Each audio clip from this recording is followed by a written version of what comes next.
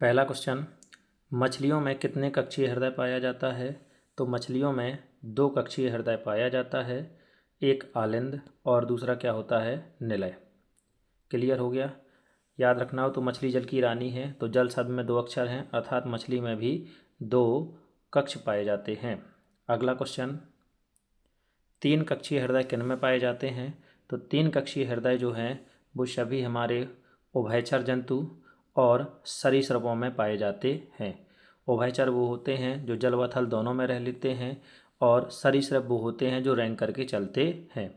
सांप, छिपकली, मेंढक आदि में 3 कक्षीय हृदय पाए जाते हैं। मगरमच्छ सरीसृप है, लेकिन इसके बावजूद भी इसमें 4 कक्षीय हृदय पाया जाता है, यानी सरीसृपों में यह अपवाद है। अगर आपसे पूछा जाए मगरमच्छ में कितने कक्षीय हृदय पाया जाता है, तो इसका आंसर हो जाएगा 4। अगला, 4 कक्षीय हृदय किन में पाया जाता है? तो 4 कक्षीय हृदय सभी पक्षियों में पाया जाता है और सभी स्तनधारियों में पाया जाता है, जैसे मनुष्य, चिड़िया, चमगादड़ आदि।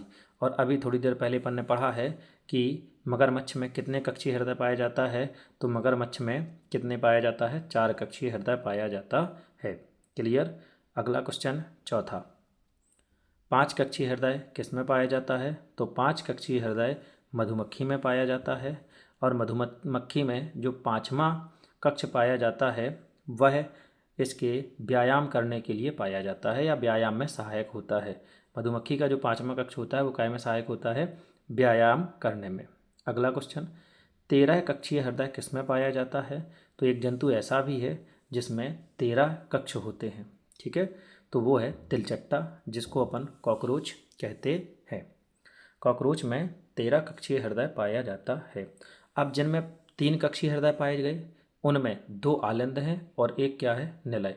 जिनमें 4 कक्षीय हैं उसमें 2 आलिंद हैं और 2 क्या हैं, निलय। क्लियर हो गया?